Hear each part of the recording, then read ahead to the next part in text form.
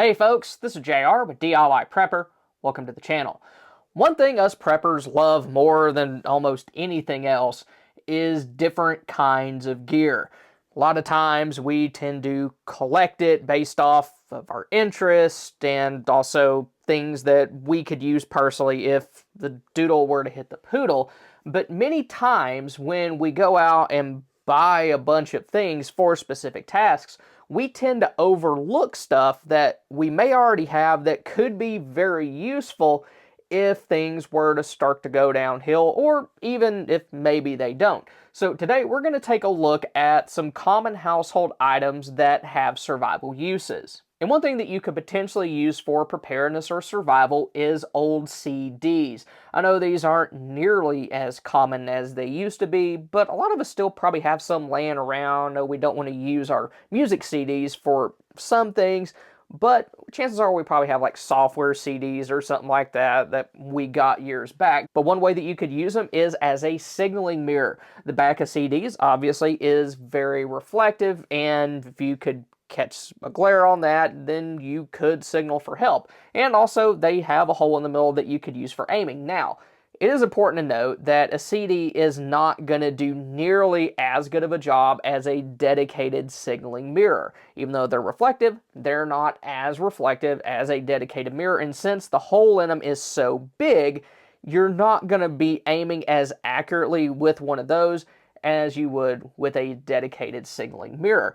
And then another way that you could use CDs for prepping now is in your garden to help scare away pests. Just tie some CDs to maybe some dental floss, paracord, something like that, and then hang it in your garden. And what that'll do is that'll help keep things like birds and maybe other animals like squirrels away from your garden plants.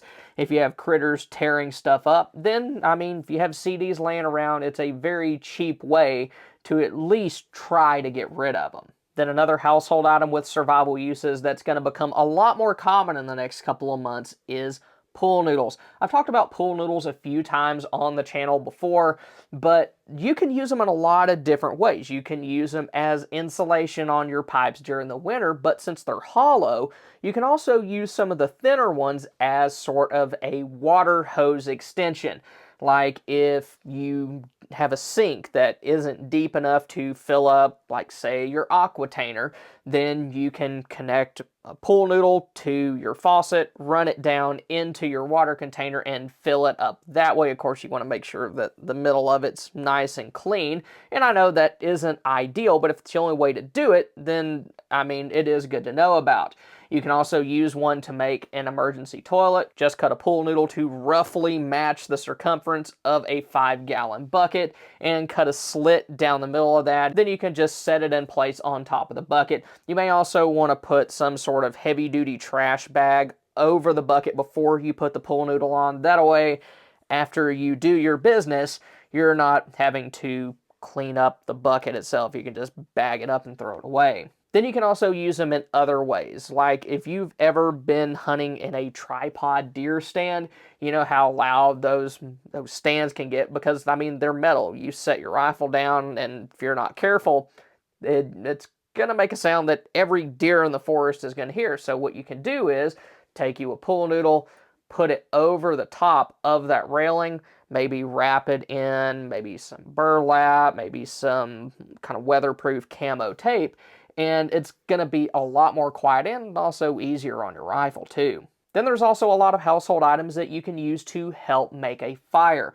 A while back I showed how you can use a pencil sharpener to get small shavings off of a pencil or a stick that you could use as fire tinder. Since it's so thin, you strike it with a ferro rod, it's gonna light up pretty easily.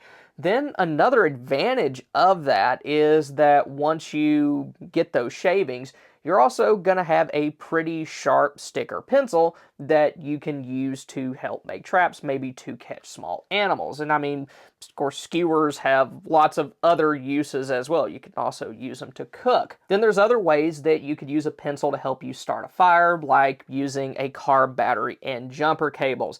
Now, the way this works is that the graphite inside of a pencil is conductive, meaning it'll conduct electricity, but it also has a fair amount of resistance to it. So when a current goes through it, it is going to heat up, and since there's wood surrounding it, that heated graphite can cause that wood to combust. So how you do this is you take a pencil and split it down the middle. You want that graphite to be nice and exposed.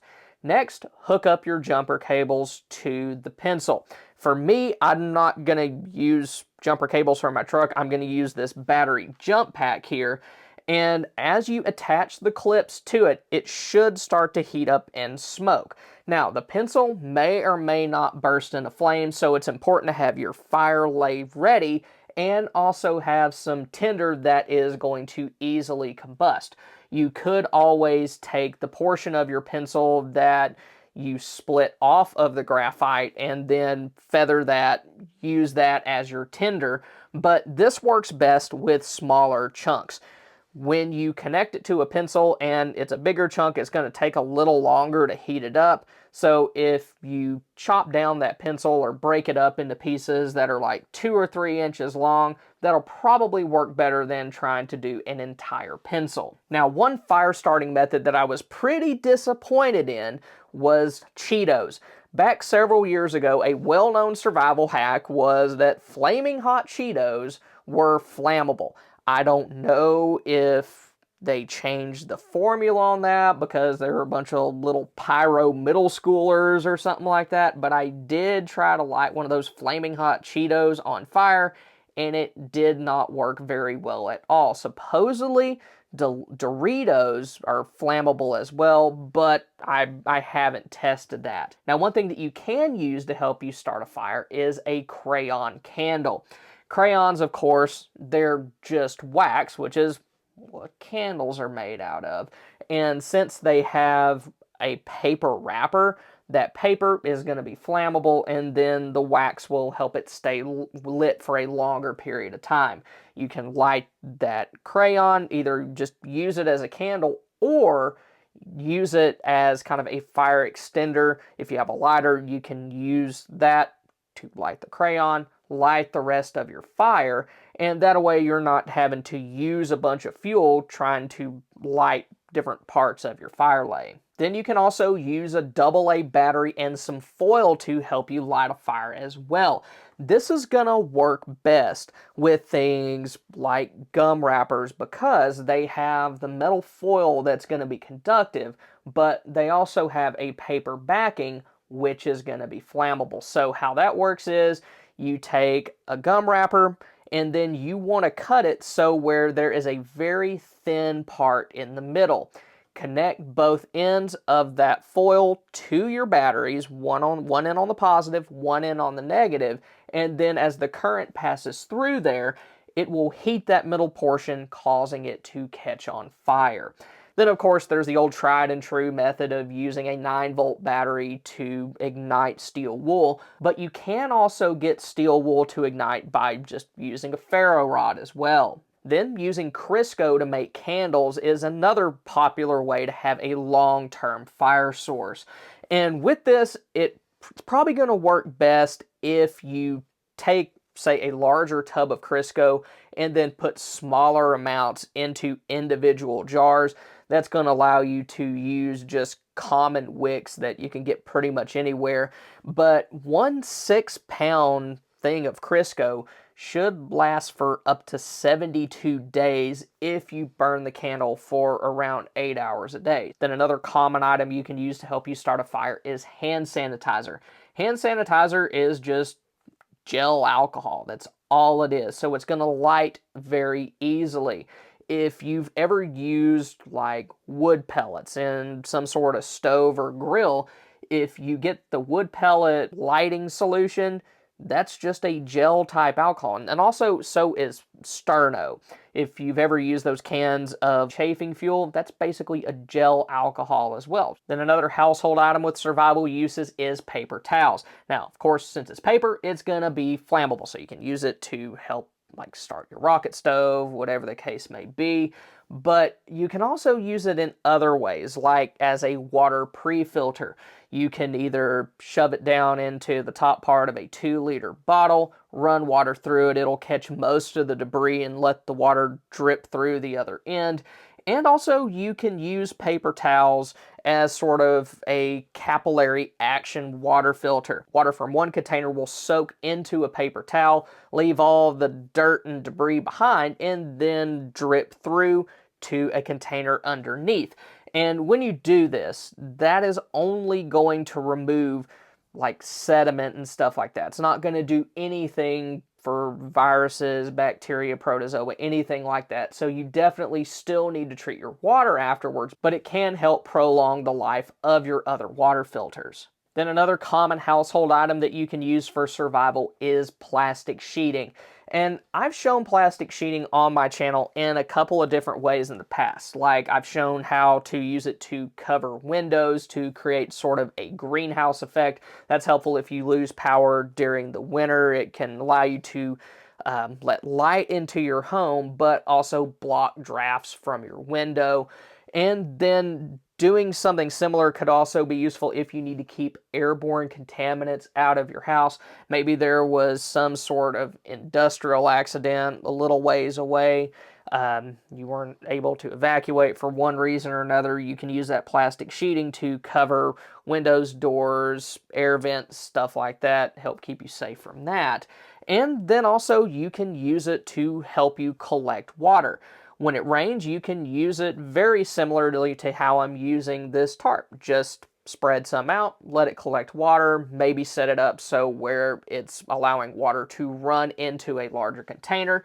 And you can also use them to create transpiration bags. Just cut off a little bit, tie it around like a tree limb, kind of like how I have this crock pot liner.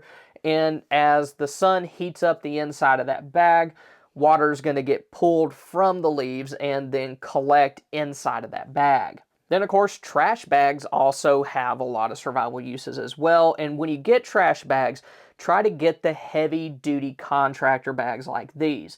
Those heavy-duty bags are going to be a lot more useful than like the little flimsy kitchen bags. They're going to hold up to more abuse, and they're also going to be larger as well. Of course, most of us probably know that you can use them to help protect gear inside of your bug out bag, but one thing I've used them for here within the past year or so was to protect things that I had underneath my tonneau cover. We took a big long road trip and we had to keep things like our sleeping bags and other stuff in the back of our truck, and our tonneau cover wasn't 100% waterproof. It kept most of it out, but some would get through. And those heavy-duty trash bags really kind of help fill the gap there and make sure that everything that we had stayed dry. Then you can also use them on yourself. Like you can use the bigger ones to create a poncho, or you can break them down and use them to make gaiters to help keep like insects and other critters off of your legs. Then something you can use for smaller tasks is plastic shopping bags. If you're anything like me, then there's a chance that you probably have at least a small stockpile of those, either stuffed in like your pantry or your utility room. And a lot of us will use those to avoid picking up gross things, but they can also be used in things like your bug out bag to separate like dirty clothes, maybe other kinds of trash items that you want to pack out. Because, I mean, if you're like just camping and stuff, then you definitely want to be responsible and take that kind of stuff with you. You can also use them as shoe covers if you're having to go somewhere maybe that's a little bit muddy. That's really nice if you're in like your work shoes and maybe you have to like change a tire or something like that. You can just put a couple of those those plastic bags on your feet. Do what you need to do and your shoes will stay in good shape. You can also use those plastic bags as cordage. Once you kind of wind those up, and especially if you braid them together, they're pretty darn tough. Now, I would not try to go rock climbing with them by any stretch of the imagination, but if you need just a small amount of cordage to tie some stuff together, then it can work for that, especially if it's not anything too critical. Then those plastic bags can also be used for insulation, like if you're needing to build like some sort of shelter out in the woods. You can also use them as bedding to keep you up off the ground. You can even stuff them in your clothes. Now, the thing about stuffing them in your clothes for insulation is that it's not going to be very breathable, so any time that you sweat, then it's going to hold on to that and you could end up being colder later on. Now, of course, these are not the only survival hacks that are out there. There's a whole lot more, and I've covered several of them on my channel in the past. So, if you want to see some more survival hacks using everyday items, then be sure to check out these videos. Thank y'all for stopping by. Y'all have a good one.